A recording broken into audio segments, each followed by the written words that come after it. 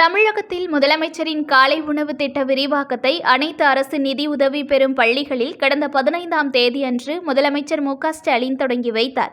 அந்த வகையில் விழுப்புரம் மாவட்டத்தில் 158 அரசு நிதியுதவி பெறும் பள்ளிகளில் முதலமைச்சரின் காலை உணவு திட்டம் விரிவாக்கம் செய்யப்பட்டது. அதன்படி விழுப்புரம் சட்டமன்ற தொகுதிக்குட்பட்ட செங்காடு அரசு நிதியுதவி பெறும் பள்ளியில் 1ஆம் வகுப்பு முதல் 5ஆம் வகுப்பு வரை படிக்கும் மாணவர்களுக்கு முதலமைச்சரின் காலை உணவு திட்டம் தொடக்க விழா நடைபெற்றது.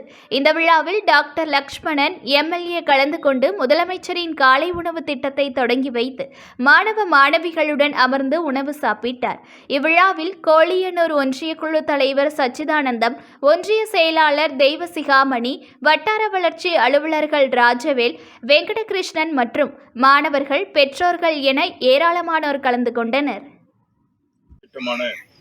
காலை உணவு திட்டத்தை மாண்புமிகு தமிழ்நாடு முதலமைச்சர் பெரும் மதிப்புக்கும் மரியாதைக்கும் போற்றுதலுக்குரிய அண்ணன் தளபதியார் அவர்கள் கடந்த ஆண்டு 25/8/2023 அன்று அவர்களுடைய திருக்கரங்களால் துவக்கப்பட்டு கிட்டத்தட்ட 18 லட்சம் மாணவர்கள் பயனடைந்து இருக்கின்றார்கள்.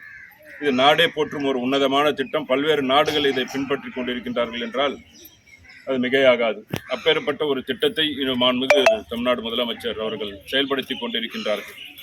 அதன் விரிவாக்கமாக கடந்த 15/7/2024 கடந்த வாரம் காமராஜ் பிறந்த நாள் அன்று மாண்புமிகு முதலமைச்சர் அண்ணன் தளபதியார் அவர்கள் அத்துணை அரசு நிதியுதவி பெறும் அத்துணை ஆரம்ப பள்ளிகளிலும் இந்த திட்டத்தை தொடங்கி வைத்தார்கள்.